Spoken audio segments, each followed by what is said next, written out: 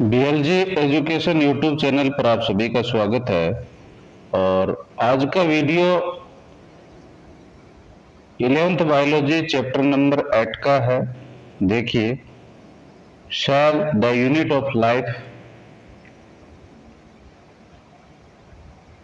पहला टॉपिक है कोशिका सिद्धांत, सेल थ्योरी के बारे में। देखिए, कोशिका जीवन की मूलभूत संरचनात्मक और क्रियात्मक इकाई है। इसकी खोज रॉबर्ट हुक 1665 ने की थी।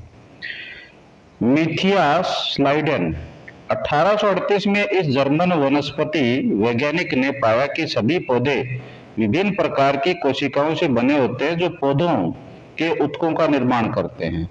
और थियोडर स्वान क्या कहते हैं, इन्होंने क्या किया, 1839 में इस ब्रिटिश प्राणी वैज्ञानिक ने बताया कि कोशिकाओं के बाहर एक पतली परत होती है जिसे आज जीवद्रव्य झिल्ली प्लाज्मा मेम्ब्रेन कहते हैं।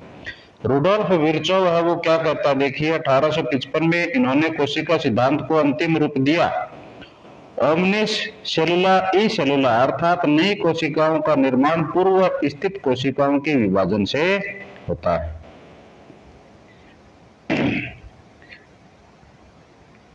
देखिए इस स्लाइड के ऊपर प्रोकैरियोटिक कोशिका क्या होती है, इनमें सुसंगठित केंद्रक मतलब झिल्ली युक्त कोशिकांग अनुपस्थित होते हैं।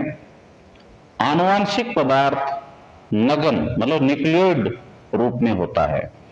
प्लाज्मिड जीनोमिक डीएनए के बाहर पाया जाने वाला छोटा वर्ताकार अतिरिक्त गुणसूत्रीय डीएनए ये जीवाणु को विशेष गुण प्रदान करता है, जैसे एंटीबायोटिक प्रतिरोध। ठीक है ना। तो ये वेरी इंपॉर्टेंट है कि ये जीवाणु को कौन सा गुण प्रदान करवाता है, तो एंटीबायोटिक प्रतिरोध है वो गुण प्रदान करवाता है। मेसोसोम की बात करें, कोशिका झिल्ली के अंतर्वलन से बनी संरचना है। ये श्वसन डीएनए प्रतिकृति और कोशिका भित्ति निर्माण में मदद करती है। माइटोकॉन्ड्रिया के समरूप होती है। Very important. नीट के लिए इंपॉर्टेंट फैक्ट है, प्रोकैट में राइबोसोम 70S मतलब इसमें दो उपिकाइयां होती हैं, 50S और 30S प्रकार के होते हैं। कई राइबोसोम एक ही एमआरएनए से जुड़ करके पॉली राइबोसोम बनाते हैं। इसके बाद में देखिए कोशिका झिल्ली। मानव की लाल रक्त कणिका आरबीसी की झिल्ली में लगभग 52% प्रोटीन और 40% लिपिड होता है। लिपिड मुख्य रूप से फॉस्फोलिपिड्स होते हैं जो द्विपरत में व्यवस्थित होते हैं। जल विरागी पूंछ अंदर की ओर होती है। इसके अंदर तरल किरमिर नमूना फ्लूइड मोजेक मॉडल। देखिए ये सर्वमान्य मॉडल सिंगर और निकोलसन ने 1972 में दिया था। इसके अनुसार लिपिड की अर्ध तरल प्रकृति के कारण प्रोटीन इसकी द्विपरत के भीतर पार्श्व गति करते हैं। इसके बाद में नेक्स्ट स्लाइड है, इसके ऊपर देखिए अंतःझिल्ली का तंत्र, एंडोमेम्ब्रेन सिस्टम। जिन कोशिकाओं के कार्य एक दूसरे से समन्वित होते हैं, कोऑर्डिनेटेड होते हैं, वे अंतःझिल्ली का तंत्र का हिस्सा होते हैं। जैसे माइटोकॉन्ड्रिया, क्लोरोप्लास्ट, पेरोक्सिसोम इसमें शामिल नहीं है।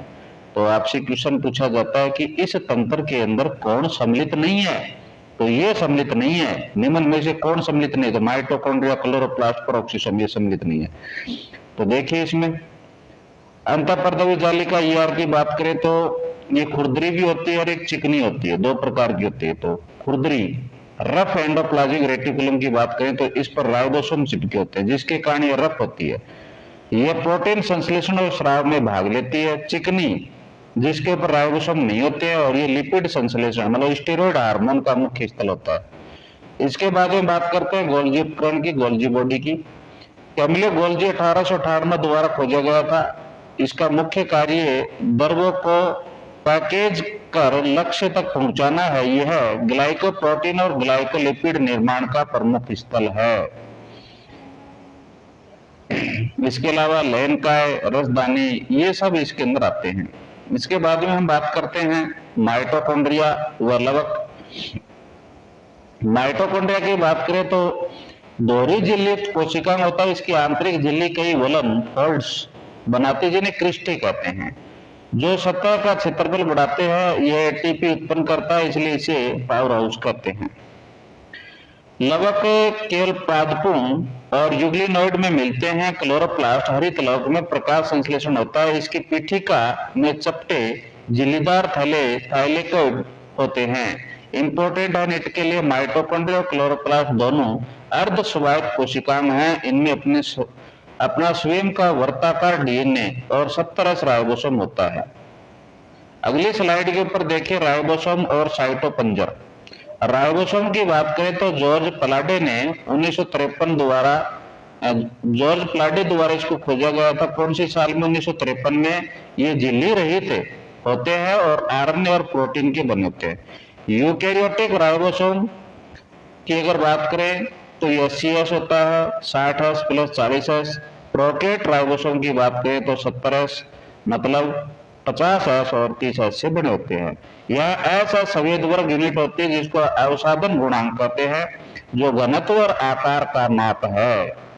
साइटोपंजर की बात करें, देखिए साइटोस्केलेटन प्रोटीन युक्त तंतुओं का जाल जो कोशिका द्रव्य में फैला रहता है, ये साइटोपंजर कहलाता है। यह सूक्ष्म नलिकाओं, माइक्रोट्यूबल्स, सूक्ष्म तंतुओं, माइक्रोफिलामेंट्स और मध्यवर्ती तंतुओं से बना होता है।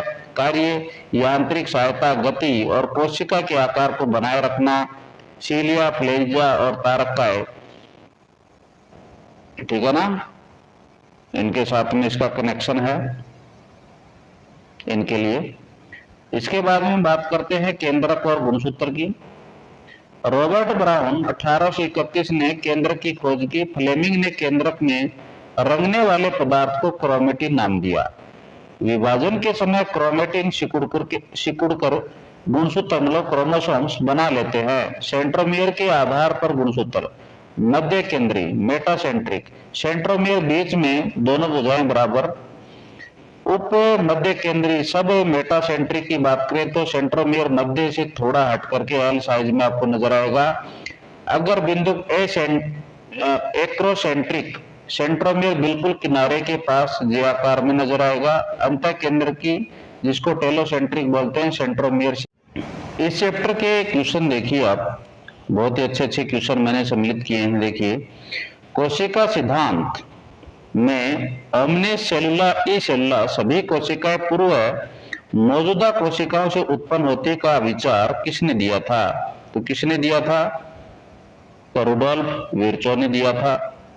नेक्स्ट क्वेश्चन, कोशिका झिल्ली का तरल मोज़ेक मॉडल किसके द्वारा प्रस्तावित किया गया था?